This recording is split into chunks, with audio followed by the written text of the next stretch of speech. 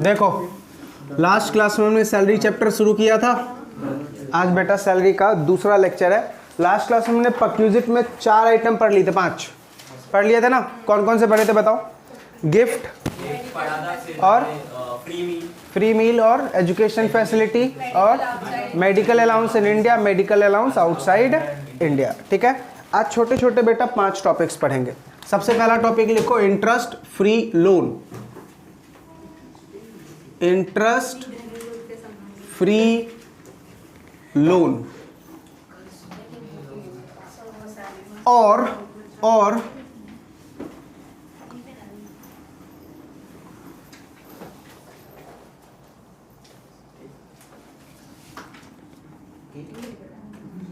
Concessional rate of interest loan.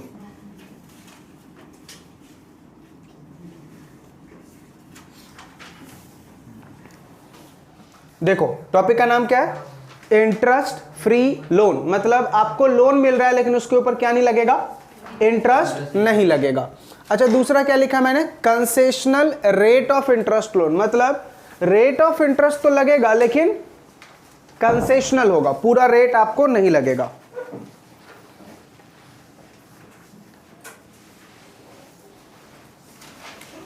देखो interest free loan और दूसरा क्या है बेटा? Concessional rate of interest loan. Interest free मतलब नो इंटरेस्ट और कंसेशनल मतलब less than market rate, less than market rate of interest. ठीक है, आप पूछोगे अमित सर सबसे पहला एक सवाल बताओ, हमें इंटरेस्ट फ्री लोन मिल रहा है या कंसेशनल रेट ऑफ लोन मिल रहा है, कहां से? कहां से? तो लॉ मेकर ने बोला एम्प्लॉयर से। मेरा बजट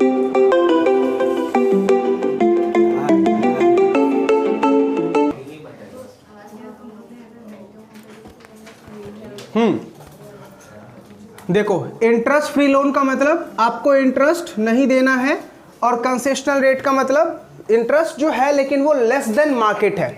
अच्छा, ये लोन आपको कहां से मिल रहा है? From employer. कहां से मिल रहा है बेटा? इंटरेस्ट फ्री लोन और कंसेशनल रेट ऑफ इंटरेस्ट आपको तभी लेना है जब ये लोन कहां से मिल रहा है? एम्प्लॉयर से। और कहीं से लोन मिलेगा तो इस चैप्टर में नहीं आएगा, याद रहेगा।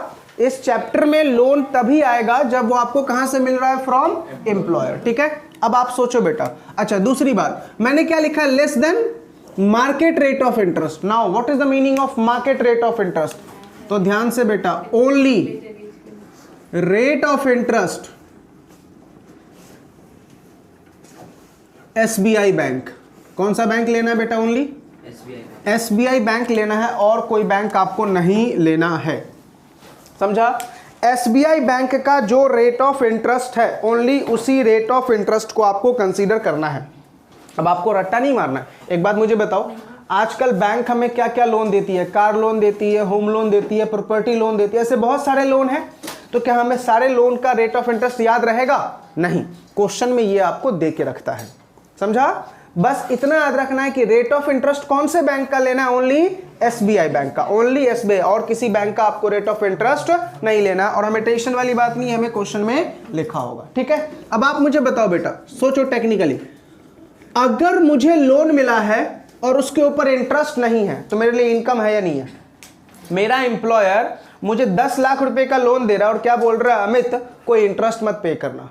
आपको लगता है इससे ज्यादा खुशी की बात क्या हो सकती है जहां पे मुझे क्या नहीं लग रहा है? इंटरेस्ट। इनकम टैक्स डिपार्टमेंट क्या बोल रहा है? बेटा तुझे जो लोन मिला है और उसके ऊपर इंटरेस्ट नहीं है, मतलब वो तेरा इनकम है, क्योंकि तेरे पॉकेट से तो कुछ जा नहीं रहा, तो वो तुम्हारा क्या है? इनकम। उस इनकम के ऊपर तुम्हें क्या देना पड़ेगा?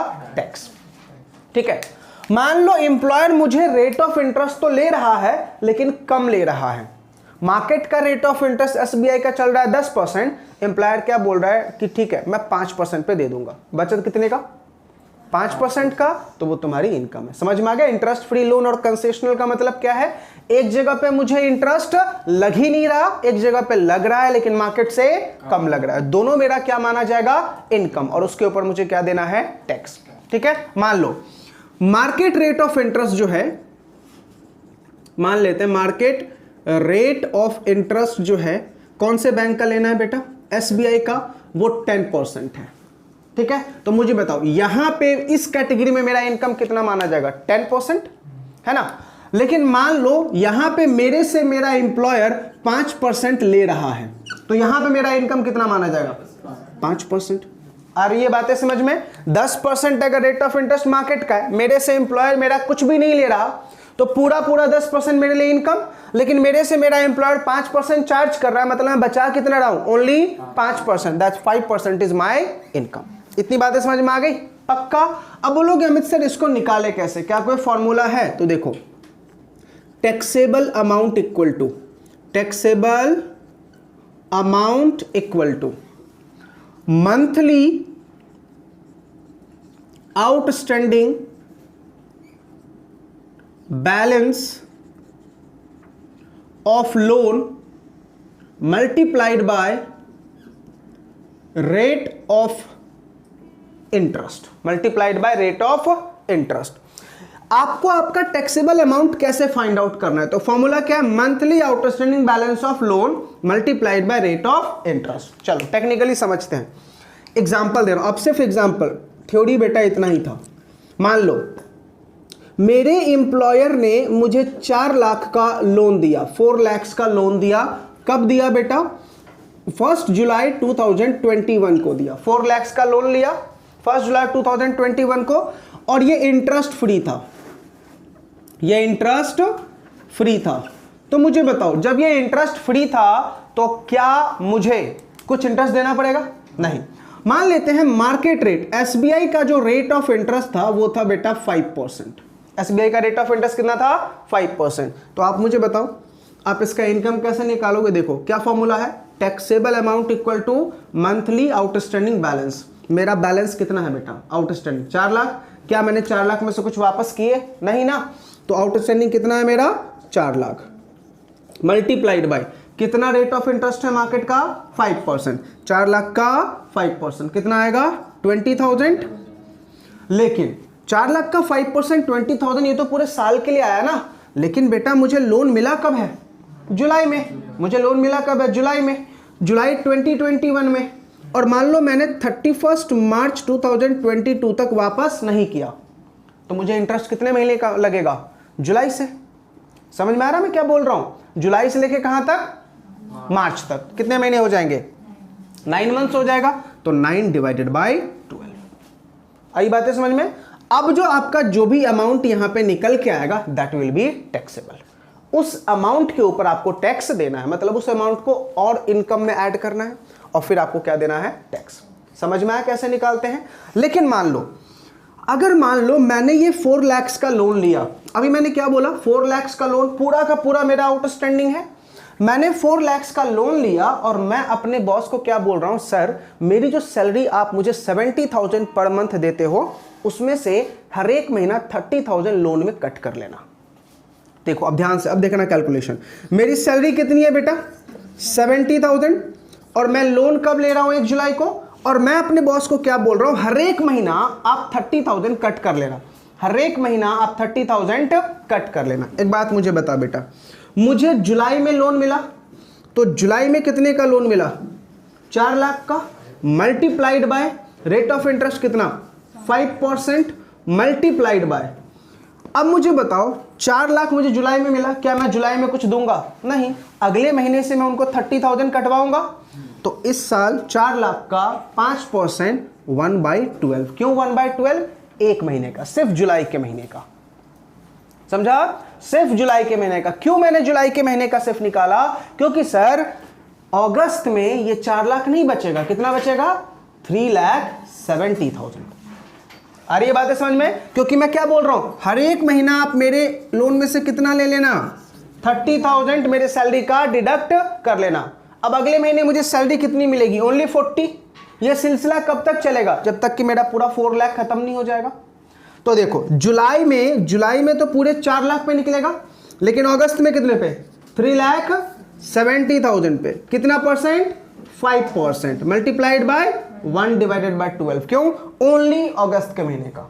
अब सितंबर में कितना हो जाएगा, 3 लाख 40,000, अक्टूबर में 3,30,000, सॉरी 3,10,000। आ रही है बातें समझ में? ऐसा करके आपको पूरे 31 मार्च तक का निकालना है। कहां तक? 31 मार्च तक। जो भी इंटरेस्ट आएगा सबको क्या कर दोगे? Add back. आया समझ में या नहीं आया?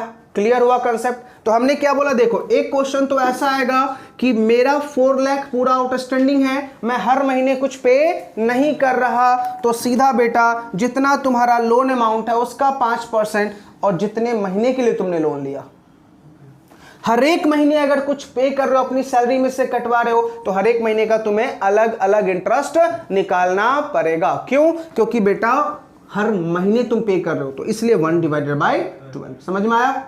इतना कंसेप्ट क्लियर हुआ या नहीं? पक्का? चलो अब एक बात समझना, मैंने क्या बोला कि बेटा टैक्सेबल अमाउंट तू कैसे निकालेगा? Monthly outstanding balance multiplied by rate of interest, यही तुम्हारा है फॉर्मूला निकालने का। लेकिन दो केसेस में ये प्रोविजन अप्लाई ही नहीं होगा।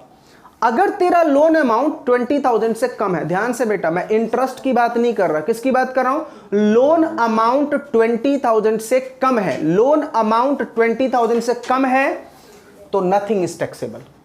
मैंने 20,000 का ही लोन लिया है या 20,000 से कम का लोन लिया है तो नथिंग इज टैक्सेबल, ठीक है। लेकिन अगर मैंने लोन लिया है स्पेसिफाइड डिजीज के लिए, स्पेसिफाइड डिजीज के लिए, तो अगेन नथिंग इज टैक्सेबल, चाहे लोन अमाउंट 20,000 से ज्यादा का ही क्यों ना हो। तो देखो हमने क्या बोला कि जब भी तुम इंटरेस्ट फ्री लोन लोगे तुम अपने एम्प्लॉयर से, तुम्हें क्या देना पड़ेगा? उसके ऊपर टैक्स। लेकिन दो केसेस में टैक्स नहीं लगता। कौन से दो cases? Loan amount less than और equals to 20,000, second loan amount is for specified disease even if exceeds ₹20,000। ठीक है, सुनो यहां तक सबने लिखा है ना? इसी के नीचे बेटा लिखना, ये तुम्हारा टैक्सेबल हो गया। अब यहां से एक्सेप्शन, एक्सेप्शन क्या है? एक्सेप्शन का मतलब क्या है? Nothing is taxable, nothing is taxable. सुनना, नथिंग इज टैक्सेबल में क्या आएगा? If loan amount less than और, ऐसे लिखता हूं बेटा, लेस देन और equals to 20,000, loan amount less than और equals to 20,000। Second, if loan is for specified disease, specified under section 80U, loan is for specified disease specified under section 82 even if more than 20,000, more than 20,000। समझ में आ गया? मैंने क्या बोला? If loan amount less than और equal to 20,000 and अगर loan तुमने specified disease के लिए लिया है, कौन सी डिजीज बेटा? जो अंडर सेक्शन 80U में डिफाइन है, ठीक है। Even if it is more then 20,000 तो भी आपको क्या नहीं लगना है? टैक्स नहीं लगना है। मतलब ये कैलकुलेशन हम करेंगे ही नहीं। क्लियर है? इतना ही बेटा हमारा थ्योरी है, समझा? दोबारा रीड कर रहा हूं, देखो हमने क्या पढ़ा। इंटरेस्ट फ्री लोन, एम्प्लॉयर मुझे लोन दे रहा है लेकिन मुझसे इंटरेस्ट नहीं ले रहा। एम्प्लॉयर मुझे लोन दे रहा है लेकिन मार्केट रेट से कम इंटरेस्ट ले रहा है। एम्प्लॉयर मुझे लोन ले रहा है लेकिन मार्केट रेट से कम इंटरेस्ट ले रहा है।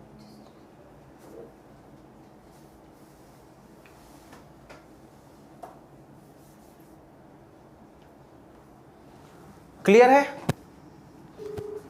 एक मिनट, हेलो, अरे नीचे वाली रूम की चाबी ले लेना, नीचे वाले रूम की चाबी ले लेना। नहीं, आपको लेक्चर नीचे ही लेना पड़ेगा। ऊपर प्रॉब्लम यह है कि 611 रूम में मैंने रिकॉर्डिंग का सेटअप लगा रखा है, फिर दूसरे रूम में वो लग नहीं पाएगा, नहीं लग पाएगा। आप 17 में ले सकते हो अगर उतने बच्चे हैं तो। चलो ठीक है।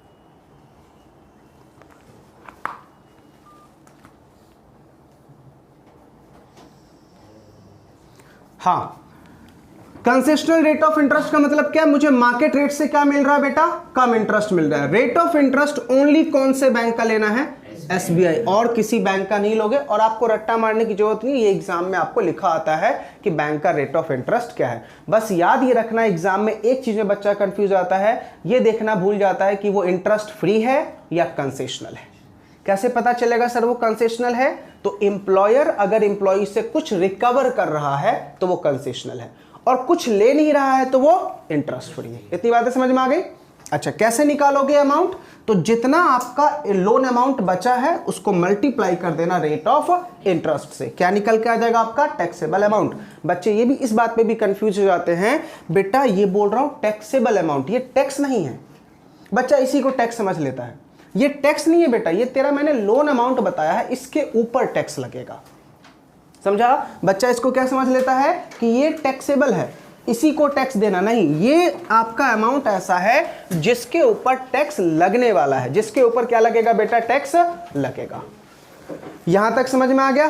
पक्का? दो केसेस में बेटा टैक्सेबल नहीं है, जब तेरा लोन अमाउंट लेस देन और इक्वल टू 20,000 है, लोन अमाउंट लेस देन और इक्वल टू 20,000 है, और दूसरा लोन आपने स्पेसिफाइड डिजिट्स के लिए लिया है। यहां पे एक बात याद रखना, इवन इफ मोर देन 20,000, जितना भी लोन हो सब एग्जम्प्ट है। याद रहेगा? चलो एक प्रैक्टिकल क्वेश्चन करें तो आपको समझ में आएगा। रफ करूं? लिख लिया ना सबने? लिख लिया सबने? चलो अब एक क्वेश्चन लिखते हैं, उसी के नीचे बेटा एग्जाम्पल के तौर पे डालो। लिखो, क्वेश्चन लिखो पहले। Mister x employee of X Limited, Mr. X employee of X Limited taken interest free loan rupees 9 lakh and paying 40,000 in every month as satisfaction of loan. Loan taken on 1st August 2021. Rate of interest of SBI at the rate of 9% per annum, at the rate of 9% per annum. Find out taxable amount of interest in previous year 21-22.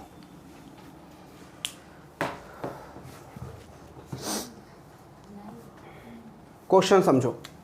Mister x क्या है बेटा? Employee है x limited का, उसको एक loan मिला है 9 लाख रुपए का, अपने कंपनी से लोन लिया है उसने। वो क्या बोल रहा है? हर एक महीने की सैलरी में से मेरा 40,000 आप क्या कर लेना? डिडक्ट कर लेना, और मेरे लोन का सेटिस्फेक्शन अमाउंट माना जाएगा। 1 अगस्त 2021 को उसने लोन लिया। मार्केट रेट एसबीआई का चल रहा है बेटा 9% पर एनम। आपको बोल रहा है कि भाई फाइंड आउट करो taxable amount in previous year 21-22। ठीक है, चलो सॉल्यूशन जब भी करोगे तो स्टेप याद रखना। सबसे पहले लिखो प्रीवियस ईयर। प्रीवियस ईयर क्या है बेटा? 21-22। ठीक है, इसके बाद लिखो लोन लिया कब गया है। लोन टेकन डेट क्या है बेटा? 1 अगस्त 2021। इंटरेस्ट कहां तक का निकालेंगे हम? इंटरेस्ट अप टू कहां तक का निकालेंगे? 31 मार्च 2022। क्यों? क्योंकि हमें कौन से साल का निकालने को बोल रहा है? 21-22 का ना, इसीलिए 31 मार्च 2022 तक का हमें क्या निकालना है बेटा? इंटरेस्ट। ठीक है, शुरू हो जाओ। टैक्सेबल अमाउंट का फॉर्मूला बताओ क्या था? टैक्सेबल अमाउंट का हमने फॉर्मूला क्या पढ़ा था? Taxable amount equals to monthly outstanding balance. Monthly outstanding balance. अब बेटा हमें टैक्सेबल अमाउंट निकालना है, हर एक महीना वो कितना पे कर रहा है। तो पहले हमें बेटा अगस्त से लेके मार्च तक का महीना लिखना होगा, ठीक है। अगस्त, सितंबर, अक्टूबर, नवंबर, दिसंबर, जैन, फैब, मार्च। पूरा आ रहा है ना बेटा, ये मार्च तक आया ना पूरा। अब देखो अगस्त में तुमने लोन लिया तो अगस्त में अमाउंट कितना होगा बेटा 9 लाख। बेटा इधर ध्यान से कंसंट्रेशन, अगस्त में तूने लोन लिया तो अमाउंट कितना होगा 9 लाख।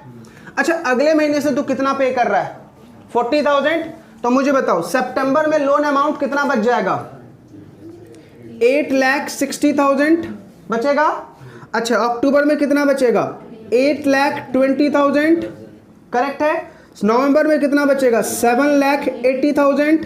दिसंबर में कितना बचेगा 7,40,000। अच्छा जैन में कितना बचेगा 7 लाख। फैब में 6,60,000। 6,60,000 और मार्च में कितना बचेगा बेटा 6,20,000। इतनी बातें समझ में आ गई।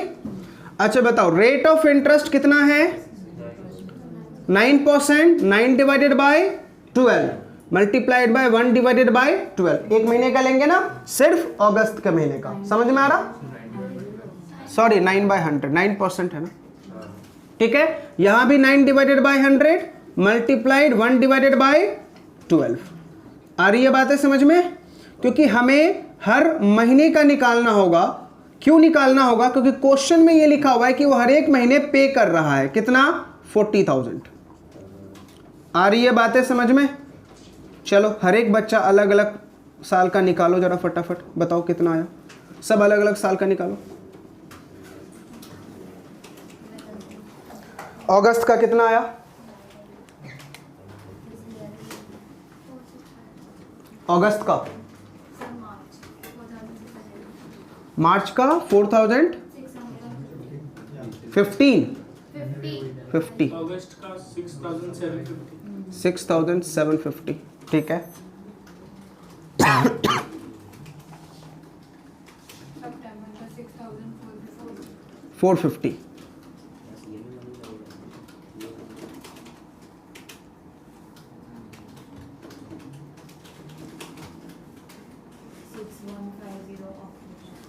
6150 अक्टूबर का। फेब का 4,950। फैब का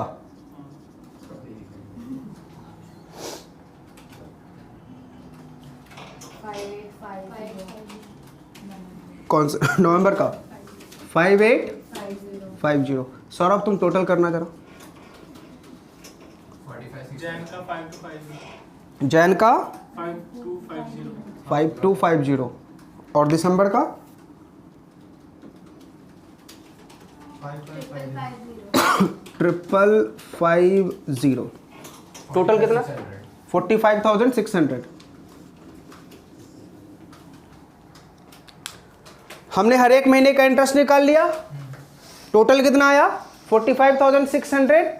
इसके ऊपर टैक्स लगेगा, यानी इसको हम ग्रॉस सैलरी में ऐड कर देंगे और फिर जो टोटल सैलरी निकल के आएगा उसके ऊपर टैक्स। अभी मैंने आपको टोटल सैलरी निकालना नहीं सिखाया है, अभी तो मैं आपको सिर्फ एक एक अमाउंट निकालना सिखा रहा हूं, ठीक है। जैसे जो बच्चे लास्ट लेक्चर याद होगा, जिन बच्चों ने लास्ट लेक्चर लिया था बेटा, हमने बेसिक सैलरी लिया था, डीए लिया था, बोनस भी लिया था, कमीशन।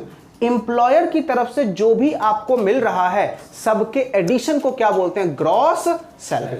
लास्ट लेक्चर में सिखाऊंगा टैक्सेबल सैलरी कैसे निकालते हैं। अभी तो हम सिर्फ ग्रॉस सैलरी मतलब जो भी मिल रहा है सबका एडिशन, तो इसको हम क्या करेंगे ग्रॉस सैलरी में ऐड कर देंगे। लिख देंगे वहां पे इंटरेस्ट फ्री लोन का टैक्सेबल अमाउंट कितना 45,600। समझ में आया। ये क्वेश्चन बेटा अलग से भी आता है, 1 नंबर का भी, सॉरी 5 नंबर का अलग से पूछता है एक सेपरेट क्वेश्चन करके, या फिर सैलरी में ही आपको ग्रॉस सैलरी निकालने को पूछ लेगा।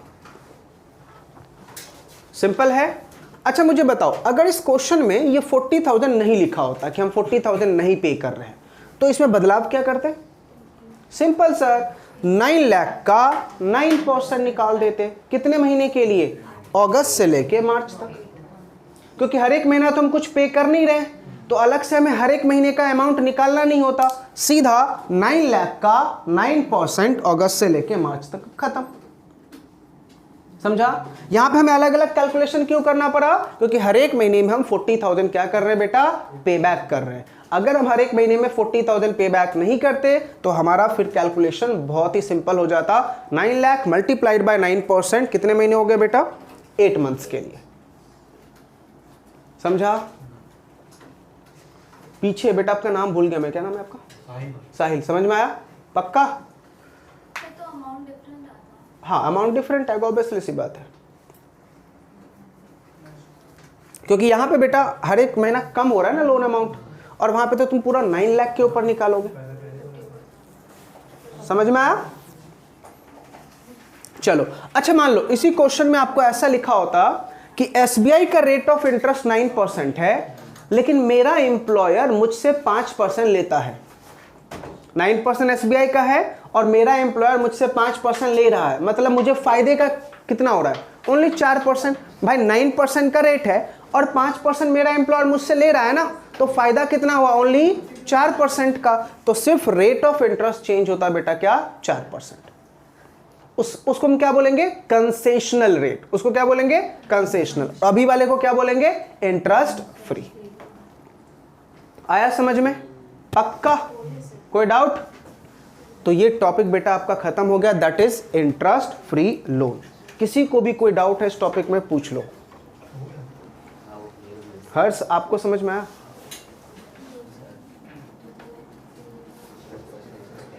चलिए एक ऐसी आउट ऑफ बॉक्स क्वेश्चन पूछ रहा हूं, बताना।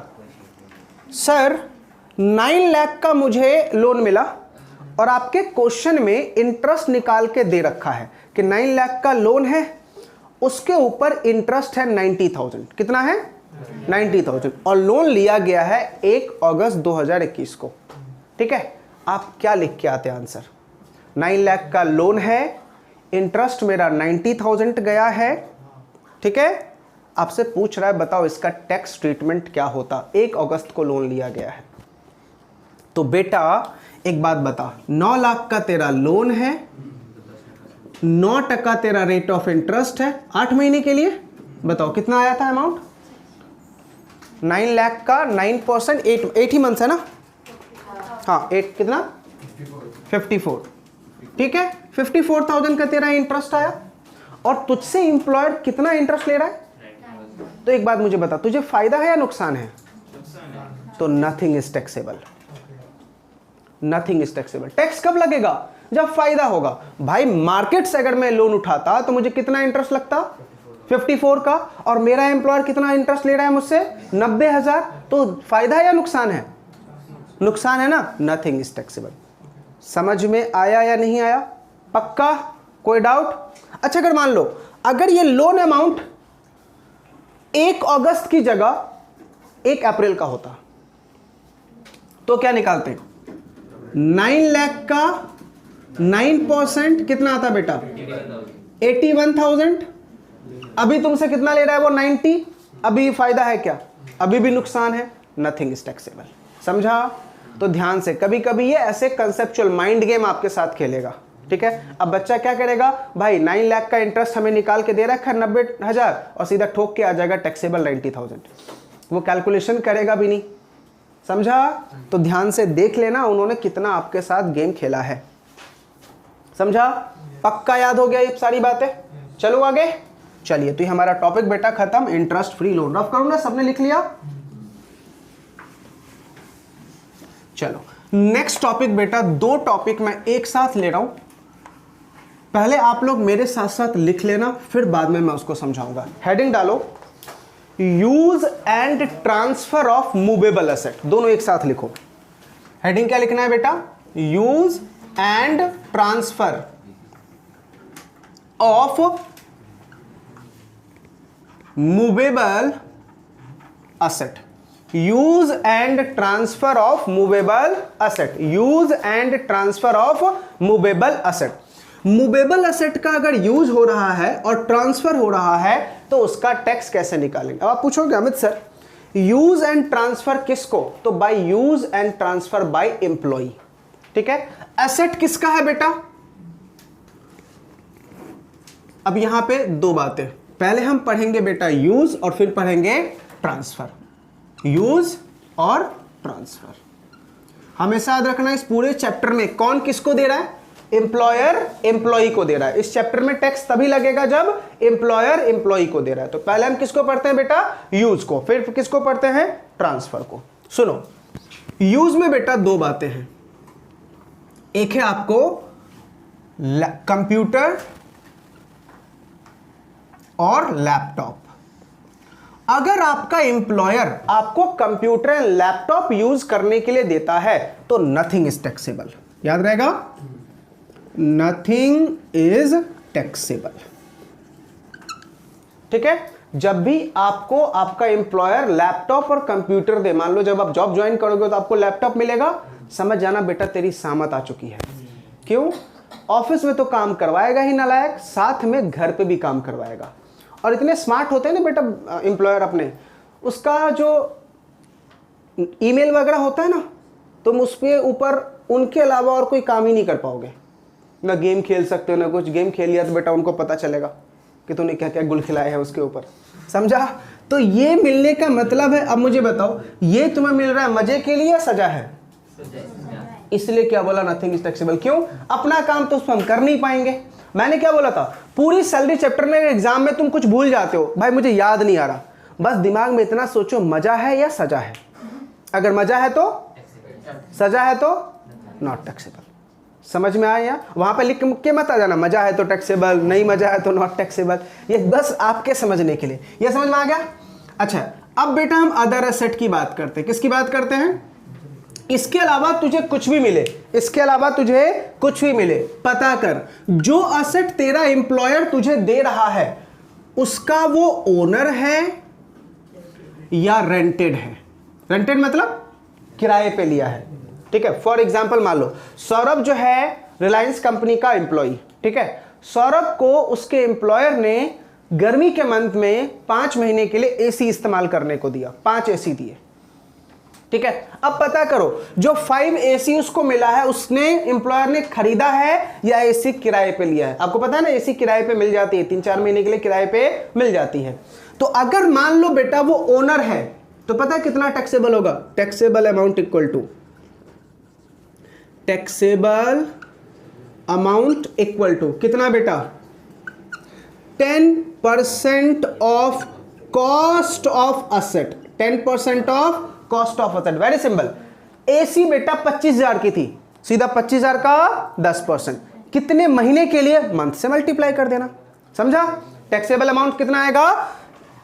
सीधा 10% ऑफ एक्चुअल कॉस्ट। ध्यान से, WDV नहीं लेना है, SLM नहीं लेना है, सीधा एक्चुअल कॉस्ट का 10%। एक्चुअल कॉस्ट का सीधा कितना? 10%। याद रहेगा। लेकिन अगर बेटा रेंटेड है, क्या है? रेंटेड है, कोई नहीं बोलेगा।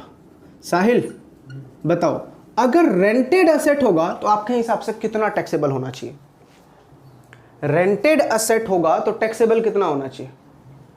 आप क्या बोलोगे Amit sir? Very simple, actual rent कितना उसने पे किया, एम्प्लॉयर ने उस एसेट का कितना रेंट पे किया। तो यहां पर सीधा टैक्सेबल अमाउंट कितना होगा बेटा? Actual rent paid by employer. Actual rent paid by employer. ठीक है, फॉर एग्जांपल सौरभ को 3 महीने के लिए 3 एसी दिया गया, 3 महीने के लिए 3 एसी, और एक एसी का किराया एम्प्लॉयर पे कर रहा था सामने वाले को जिससे उसने एसी लाया था 2,000 रुपए। कितने एसी है बेटा? 3 महीने के लिए, तो 2,000 इंटू 3, पहले 6,000 तो हो गया, और कितने महीने के लिए? 3 महीने के लिए 6,000 इंटू 3, 18,000 सौरभ के हैंड में क्या हो जाएगा? टैक्सेबल। 3 एसी 2,000 का रेंट 3 महीने के लिए, तो 3 एसी 2,000 का रेंट मतलब 1 महीने का 6,000 का रेंट मल्टीप्लाइड बाय 3 महीने, 18,000 के ऊपर सौरभ को क्या देना पड़ेगा? टैक्स। समझा? Very simple. साहिल क्या बोल रहा है? फिर अमित सर एक छोटा सा डाउट है, यहां पे आपने टैक्सेबल अमाउंट कितना लिखा? 10%, और यहां पे क्या लिखा? Actual rent. सर अभी आपके एग्जाम्पल के अकॉर्डिंग सौरभ के हैंड में कितना टैक्सेबल हुआ? 18,000। सर सौरभ से उसका एम्प्लॉयर 8,000 ले लेता है, तो टैक्सेबल कितना? ओनली 10,000। ठीक है, तो इन दोनों अमाउंट में, इन दोनों में कॉमन क्या है बेटा? हम लेस कर देंगे क्या? Amount recovered from employ. समझ में आया नहीं आया? पहले आप टैक्सेबल अमाउंट निकाल लेना और फिर देखना कितना उससे रिकवर किया जा रहा है। जो भी रिकवर किया जा रहा है वो लेस कर देना। ये तो लॉजिकली भी है ना कि भाई अगर आप मुझे 12,000 की एसी दे रहे हो, उसमें से 3,000 मुझसे ले भी तो रहे हो, तो मेरे लिए फायदा तो सिर्फ 9,000 का हो रहा है। समझ में आया? इसलिए बेटा बस मेरा वो स्लोगन याद रखना, एम्प्लॉय जितने मजे लेगा उतने ही अमाउंट के ऊपर टैक्स। समझ में आया नहीं आया? पक्का? तो बताओ, यूज वाला प्रोविजन याद हो गया? बहुत ही सिंपल है बेटा, computer and laptop nothing is taxable. इसके अलावा कोई भी एसेट है, कोई भी एसेट है, एम्प्लॉयर मुझे बाइक दे रहा है यूज करने को, पता कर बाइक एम्प्लॉयर का है क्या? अगर है तो टैक्सेबल अमाउंट बाइक के कॉस्ट का 10% और जो भी तुझसे रिकवर किया गया वो लेस कर देना। ठीक है? अच्छा, अगर रेंटेड है तो बता बाइक का किराया कितना जा रहा है? अगर 2,000 रुपए का किराया जा रहा है तो 2,000 इंटू जितने महीने तुम यूज कर रहे हो और amount recovered from employee less. आ गया समझ में? इसका और दोनों का प्रैक्टिकल क्वेश्चन में एक ही क्वेश्चन में साथ करवा दूंगा। ठीक है, पहले भी थ्योरी समझ लो। बताओ, यूज का थ्योरी अच्छे से याद हो गया? रफ करो इसको, मैं क्लियर हो गया अच्छे से? बताओ, लास्ट टाइम रिपीट करो। Computer laptop nothing is taxable. Any other asset के कितने पार्ट? 2 पार्ट। पहला क्या? ओनर है तो 10% ऑफ एक्चुअल कॉस्ट, और अगर रेंटेड है तो एक्चुअल रेंट। दोनों में से अमाउंट कौन सा माइनस कर देना है? जो भी रिकवर हुआ। इतनी बातें याद हो गई? पक्का? चलो आगे चलो। अब बात करते हैं बेटा किसकी? हम ट्रांसफर की। ठीक है, अब ट्रांसफर में बेटा आपको 3 एरो बनाने हैं। ट्रांसफर में 3 एरोज बनेंगे, ध्यान से साथ में लिखते रहो, फिर एक ही बार हम इसका प्रैक्टिकल क्वेश्चन बेटा दोनों का साथ करेंगे। ट्रांसफर, ट्रांसफर का मतलब क्या है? एम्प्लॉयर आपको एसेट दे रहा है, एम्प्लॉयर आपको एसेट दे रहा है। अब एक बात मुझे बताओ, यहां पे ये पूछना बेवकूफी नहीं होगी? एक बात मुझे बताओ, मैं एम्प्लॉयर हूं, ठीक है बेटा, सुनने पे ध्यान दो। मैं एम्प्लॉयर हूं, ठीक है, मैं सौरभ को एसी दे रहा हूं, मैं सौरभ को एसी दे रहा हूं। मैं वो एसी कब ट्रांसफर कर पाऊंगा? जब मैं उसका ओनर हूंगा। मैं अगर ओनर नहीं हूं तो क्या एसी ट्रांसफर कर पाऊंगा? ओनर नहीं हो तो क्या एसी ट्रांसफर कर पाऊंगा? Answer is no. तो ये पूछना बेवकूफी नहीं होगा कि अमित सर ट्रांसफर में भी 2 एरो बना दो, ओनर है या रेंटेड है, ऐसा होगा क्या? बेटा ओनर है तभी तो ट्रांसफर कर पाएगा। इंडियन कॉन्ट्रैक्ट एक्ट क्या बोलता है? भाई तू कोई भी एसेट सेल तभी कर पाएगा when you are the owner. जब ओनर ही नहीं है तो सेल कैसे कर पाएगा?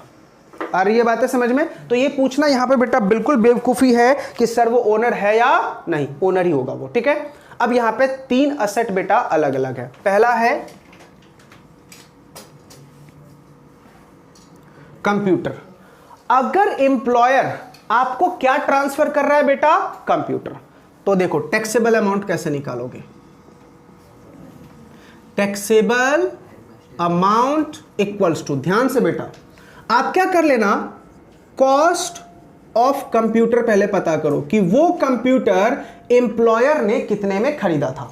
ठीक है, उसके बाद उसमें से लेस कर देना 50% off WDV in every completed year of use. 50% off WDV of every completed year of use. साल जब तक खत्म नहीं होगा ये 50% माइनस नहीं करना है। अगर मान ले तूने 1 साल 9 महीना यूज किया तो साल तो ओनली 1 साल खत्म हुआ ना, 9 महीना वाला खत्म हुआ क्या? नहीं ना, तो 50% ही माइनस होगा। समझा? प्रैक्टिकल में भी समझाता हूं, तो माइनस कर देना। अब बेटा तेरा यहां पे क्या आ जाएगा? अमाउंट। अब तुम्हारा यहां पे क्या हो जाएगा? अमाउंट। इसको टोटल कर देना। ठीक है, अब कंपेयर करना, इस अमाउंट को क्या करना है बेटा?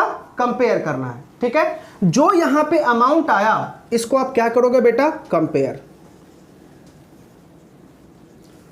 किस अमाउंट से कंपेयर करोगे? कंपेयर विथ सेल प्राइस, यानी जो ट्रांसफर किया गया ना बेटा, एम्प्लॉयर ने तुम्हें जब दिया होगा तो तुमसे कुछ लिया होगा ना, तो इस अमाउंट को, जो ये टोटल वाला अमाउंट आएगा, इसको किससे कंपेयर कर देना? सेल प्राइस से। अब यहां पे दो बातें, इफ अमाउंट इज मोर तो टैक्सेबल होगा क्या? इफ अमाउंट इज मोर मतलब जो आपको सेल प्राइस है वो इस अमाउंट से ज्यादा है, तो टैक्सेबल होगा? No, no tax.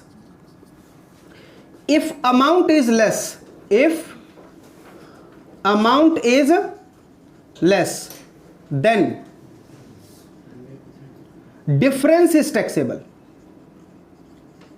difference is taxable। चलो एक छोटा सा एग्जांपल अभी के लिए बस समझने के लिए। मान लीजिए मेरा अमाउंट 90,000 आ रहा है, कितना आ रहा है? 90,000, और मुझे दिया गया इफ अमाउंट इज मोर, मुझे दिया गया 1 लाख में, तो बताओ फायदा है या नुकसान है? नुकसान है ना भाई। 90,000 की चीज तू मुझे कितने में दे रहा है? 1 लाख में, तो मेरे लिए तो नुकसान है ना, नथिंग इज टैक्सेबल। ठीक है, अच्छा 90,000 की चीज मुझे मिल गया बेटा 70,000 में, फायदा है? कितने का फायदा? तो यहां पे टैक्सेबल अमाउंट कितना आएगा? 20,000। इसलिए मैंने क्या लिखा है? डिफरेंस। आ रही है बातें समझ में? अभी क्लियर हुआ एग्जांपल के साथ? ये एग्जांपल सिर्फ समझाने के लिए था बेटा। चलिए इतना पहले नोट कीजिए फटाफट। तो कंप्यूटर है तो कॉस्ट ऑफ कंप्यूटर लेना है और लेस करना है 50% off WDV in every completed year of use. अब जो अमाउंट आएगा उसको कंपेयर कीजिए। If amount is more than no tax, if amount is less than difference is taxable, difference is taxable.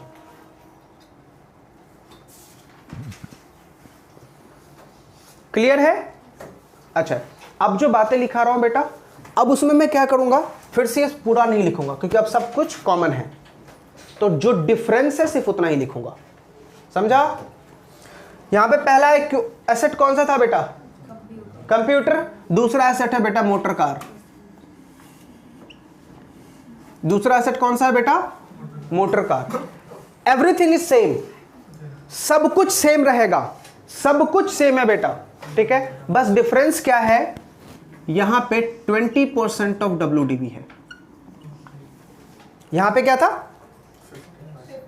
यहां पे कितना है? बाकी सब कुछ सेम, कोई चेंज नहीं है। आया समझ में?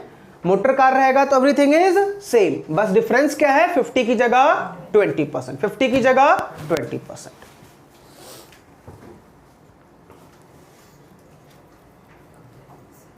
साहिल, हर्ष, रियाज समझ में आ रहा? श्री समझ रहा? पक्का?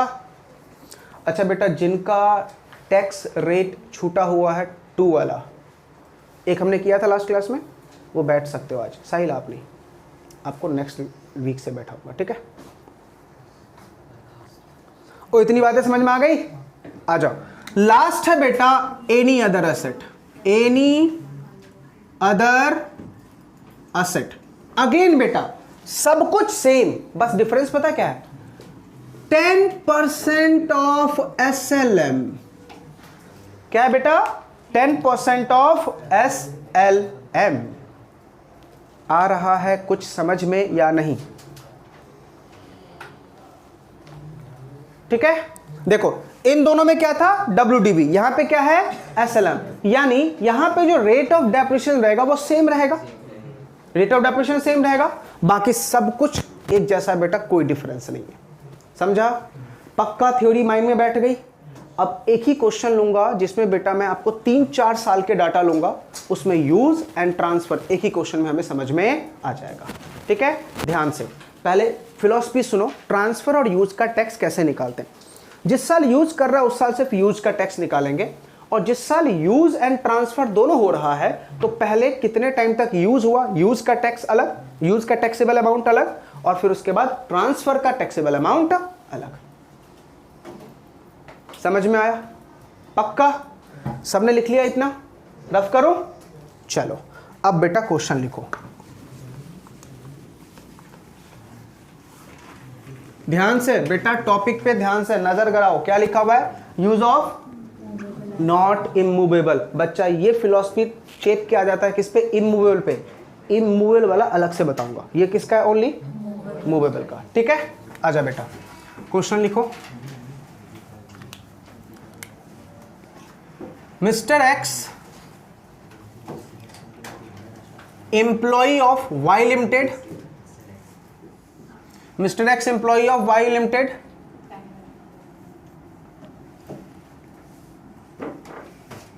employer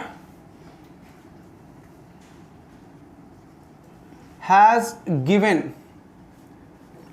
a computer, कंप्यूटर छोड़ो बेटा, कार लेते हैं, car worth ₹6 lakh, computer has given a car worth ₹6 lakh to Mr. X for use on 1st July 2020, 1st July 2020, and same car was transferred to Mr. X on 31st January 2022 at the rate of 3,10,000.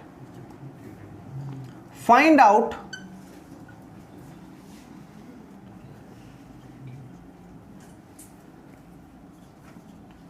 out taxable value for previous year 2021 to 21-22। Taxable value कितने साल का निकालना है बेटा? 2021 से लेके 21-22 तक का। ठीक है, चलो अब सॉल्यूशन देखो। अब उम्मीद करता हूं कि आप लोग को क्वेश्चन समझ में आ गया। क्वेश्चन क्या है बेटा?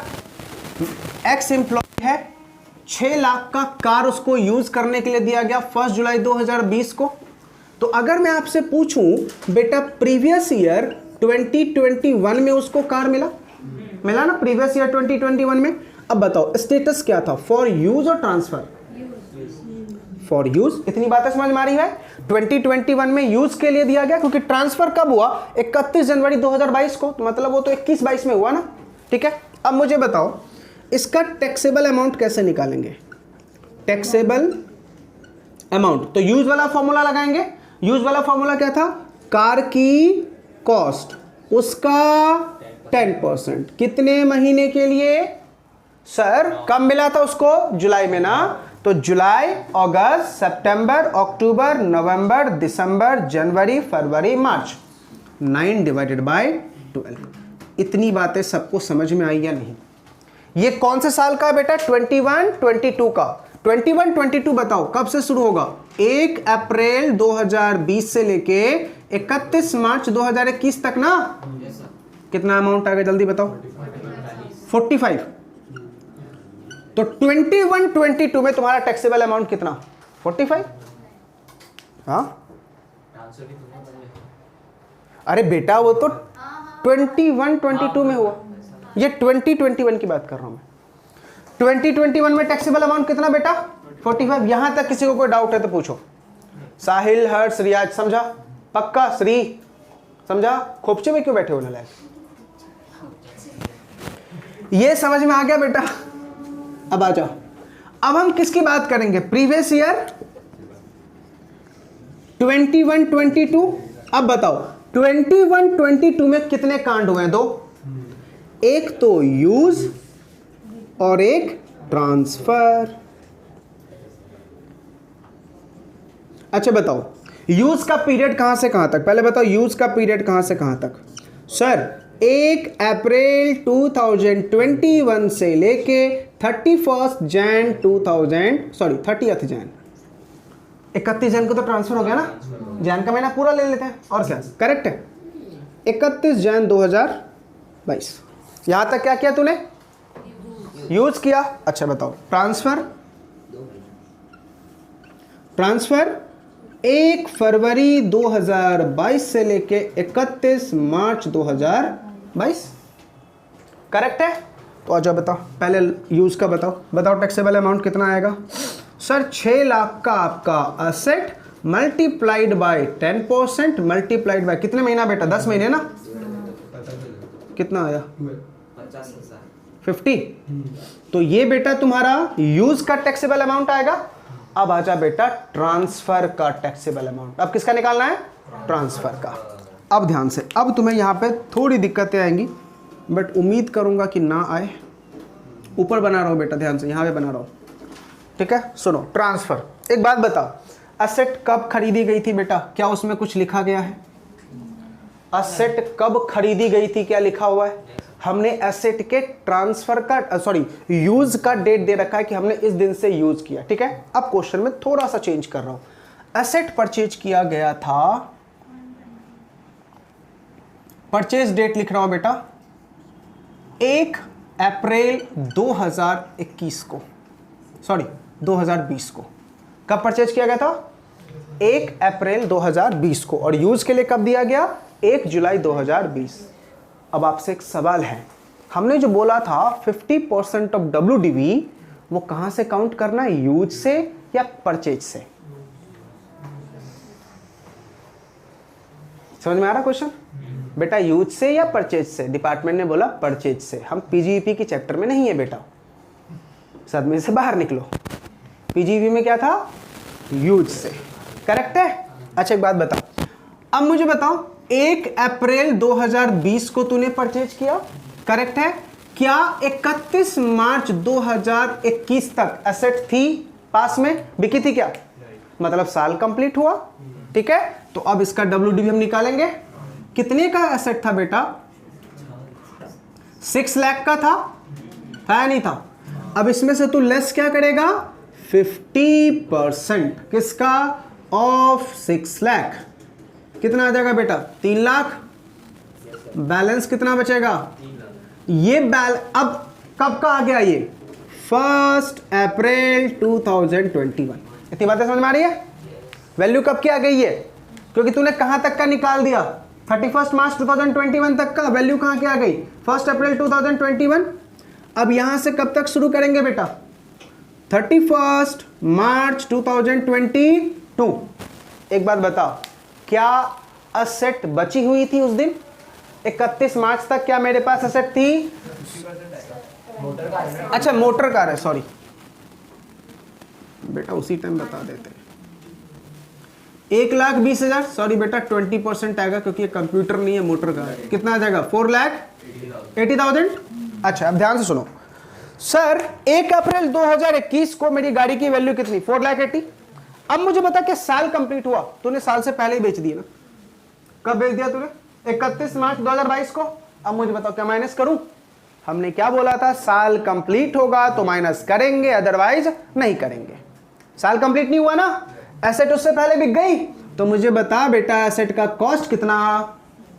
480। तुझे कितने में मिला? क्या बोला था? Difference is your taxable amount. कम में मिला ना, 480 की एसेट कितने में मिल गई? तो अब क्या करोगे? 480 minus 310 equals to 170 is your taxable amount. तो टोटल टैक्सेबल अमाउंट कितना आ गया बेटा? 170 प्लस 50 दैट इज 180, सॉरी 220। और समझ में आ रहा है नहीं आ रहा? वो समझा ना बेटा? 480 एसेट की कॉस्ट बची कब? 1 अप्रैल को। उस साल का हमने क्यों माइनस नहीं किया? क्योंकि साल खत्म होने से पहले हमने बेच दिया। साल खत्म होने से पहले हमने बेच दिया। समझ में आया या नहीं? क्लियर हुआ? पक्का? एक ही क्वेश्चन में मैंने आपको यूज और ट्रांसफर दोनों समझा दिया। अच्छा बताओ, अगर ये एसेट 310 की जगह 490 होता तो? नथिंग इज टैक्सेबल, क्योंकि फायदा तो मुझे कुछ हुआ नहीं। 480 की एसेट में कितने में ले रहा हूं भाई? 490 में। Nothing is taxable.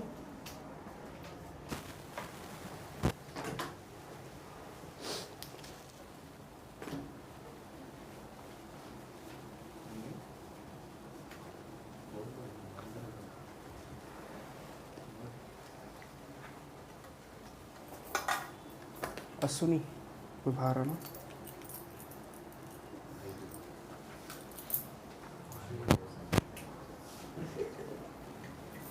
देखो कुछ बच्चे बाहर खड़े होंगे, 617 इसी चाबी से खोल देना।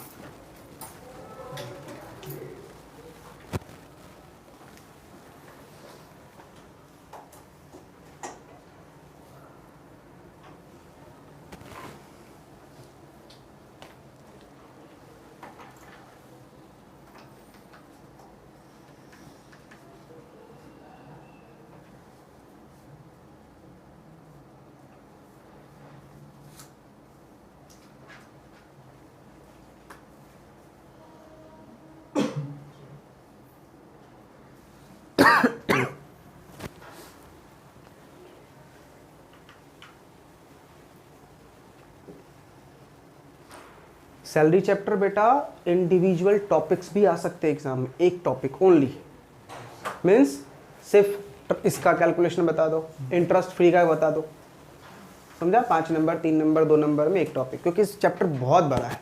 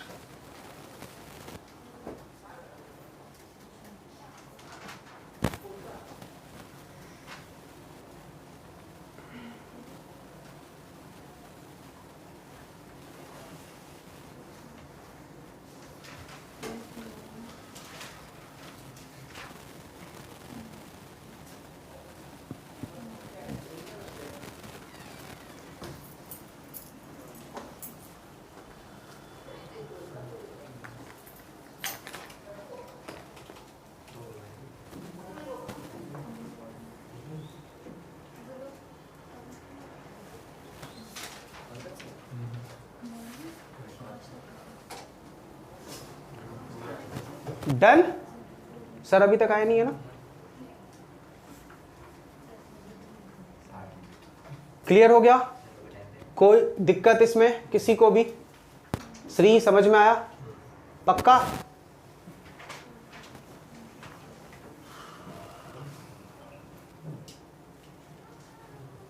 अपने क्लास में अभी 2-2 श्री है, 2-2 अमन है।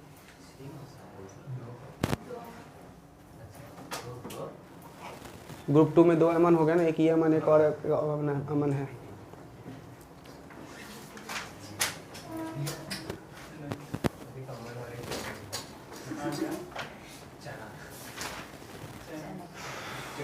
रफ करूं? अब कुछ बातें ऐसी बताऊंगा जो आपको लगेगा हाँ सर ये तो नॉर्मल सी चीजें हैं, ये लिखने की जरूरत भी नहीं है, बट फिर भी लिखेंगे। एक बड़ा वाला है वो बेटा अगली क्लास में लगूंगा, RFA, सबसे डेंजर टॉपिक पूरे इसमें RFA ही है। रफ करूं? साहिल हो गया? चलो, अब उम्मीद करता हूं बेटा अब जो बातें बोलूंगा आप मुझे उसका जवाब दोगे। आज हमने 2 टॉपिक पढ़ा, एक तो इंटरेस्ट फ्री लोन और एक ट्रांसफर एंड यूज, ठीक है? अब सुनना बेटा, अगर मान लो नेक्स्ट टॉपिक है बेटा क्रेडिट कार्ड।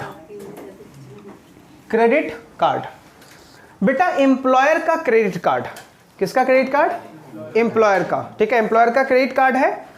अब एम्प्लॉयर का क्रेडिट कार्ड जो है, परनीत मान लो टाटा कंपनी का एम्प्लॉई है, रतन टाटा जी का क्रेडिट कार्ड लिया और क्या बोला सर शॉपिंग करके आता हूं। एक बात मुझे बता, क्रेडिट कार्ड किसका? एम्प्लॉयर का। मजे कौन ले रहा है? तो बेटा टैक्सेबल होगा नहीं होगा? यस। तो क्रेडिट कार्ड का इस्तेमाल किसने किया? एम्प्लॉई ने। तो जितना भी बिल होगा उसके ऊपर टैक्स कौन भरेगा? एम्प्लॉई। अच्छा, परनीत ने क्रेडिट कार्ड लिया लेकिन फॉर ऑफिस यूज, तो नथिंग इज टैक्सेबल, ठीक है? तो बस इसका बस सिंपल चार्ट बना लो, ऑफिस यूज और any other case. Office use nothing is taxable. अच्छा, ऑफिस एनी अदर केस में अमाउंट एक्सपेंडेड इज टैक्सेबल। खत्म। जितना अमाउंट आपने एक्सपेंड किया है वो क्या हो जाएगा बेटा, टैक्सेबल। जितना अमाउंट आपने एक्सपेंड किया है टैक्सेबल। सिंपल था ना ये, याद रहेगा इतनी बातें, नहीं भी लिखोगे तो भी बेटा याद रहना चाहिए। क्या है ये, ऑफिस यूज के लिए nothing is taxable. Any other case होगा भाई, जितने तूने क्रेडिट कार्ड के मजे लिए। आ रही है बातें समझ में, दिक्कत है, लिख लो फटाफट क्रेडिट कार्ड।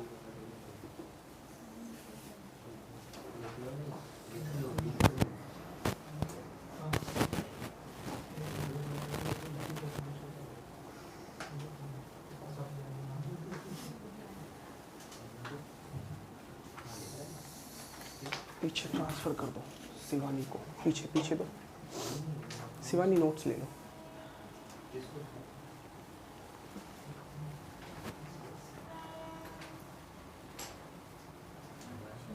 डन, सिंपल था। चलिए अब आगे की बातें आप ही लोग मुझे बताना। 3 चीजें बोल रहा हूं। अगर आपका एम्प्लॉयर आपका गैस बिल, आपका इलेक्ट्रिसिटी बिल पे करता है, गैस बिल और इलेक्ट्रिसिटी बिल पे करता है, तो क्या करोगे? सर एक बात मुझे बताओ, गैस बिल और इलेक्ट्रिसिटी बिल तो मेरा पर्सनल है ना, वो मेरा एम्प्लॉयर पे कर रहा है तो टैक्सेबल होगा या नहीं होगा? जितना भी अमाउंट आएगा वो मेरे हैंड में टैक्सेबल। लेकिन उसमें बेटा 2 बातें हैं। मान लो सौरभ जो है वो टाटा कंपनी में काम करता है। अब टाटा का इलेक्ट्रिसिटी का जनरेशन और डिस्ट्रीब्यूशन भी है, ठीक है। तो लॉ मेकर ने क्या बोला कि अगर कोई एम्प्लॉई उसी कंपनी में काम करता है जिसमें प्रोड्यूस किया जाता है तो ओनली मैन्युफैक्चरिंग कॉस्ट टैक्सेबल।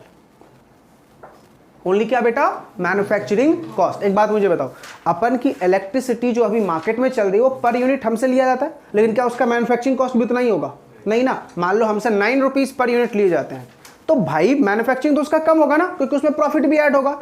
तो बोला पता कर लो कि एम्प्लॉई उसी यूनिट में काम करता है तो ओनली मैन्युफैक्चरिंग, और अगर यूनिट में काम नहीं करता है तो मार्केट वैल्यू। याद रहेगा, सिंपल है ना। किसके मैंने बात बोली, गैस और इलेक्ट्रिसिटी। लिखने की जरूरत है क्या, सिंपल है। गैस और इलेक्ट्रिसिटी में अगर उसी कंपनी में काम करता है तो ओनली मैन्युफैक्चरिंग, और अदर होगा तो मार्केट वैल्यू। याद रहेगा, पक्का। चलो अब एक अदर पॉइंट, ये भी बहुत सिंपल है। मेरा एम्प्लॉयर मुझे स्वीपर दिया है, वॉचमैन दिया है, गार्डनर दिया है, ड्राइवर भी दिया है। एक बात मुझे बता बेटा, स्वीपर मेरे लिए पर्सनल हो गया, गार्डनर पर्सनल हो गया, ठीक है, ड्राइवर पर्सनल हो गया, ठीक है। तो ये सब चीज अगर मुझे मिल रहा है तो मुझे बेनिफिट है ना, तो टैक्सेबल। कितना, जितना कंपनी पे कर रही है।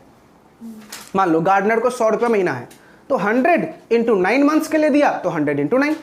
बताओ लिखने की जरूरत है क्या, सिंपल कैलकुलेशन है कि भाई अगर मुझे एम्प्लॉयर की तरफ से क्या मिल रहा है, गार्डनर मिल रहा है, स्वीपर मिल रहा है, वॉचमैन मिल रहा है, तो इनकी जितनी पगार जाती है जो कौन पे कर रहा है, एम्प्लॉयर, वो मेरे हैंड में क्या हो जाएगा, टैक्सेबल। समझ में आया, पक्का। चलो अब ध्यान से लास्ट। सर मेरा एम्प्लॉयर मुझे घुमाने लेके जा रहा है। फॉर एग्जाम्पल आप सब बेटा टाटा कंपनी के एम्प्लॉय, ठीक है, सुनना, आप सब टाटा कंपनी के एम्प्लॉय। ओनली सौरभ को रतन टाटा जी ने क्या बोला, सौरभ चलते हैं मनाली घूम के आते हैं। एक बात मुझे बता बेटा, आप लोग क्या नहीं थे उस टाइम? आप लोग को ना देके सिर्फ बेनिफिट किसको मिला? कुछ तो झोल है। स्पेसिफाइड एम्प्लॉय खास है बेटा, बहुत खास है, तभी सिर्फ ऑफर किसको मिला? समझ में आया मैं क्या बोल रहा हूं?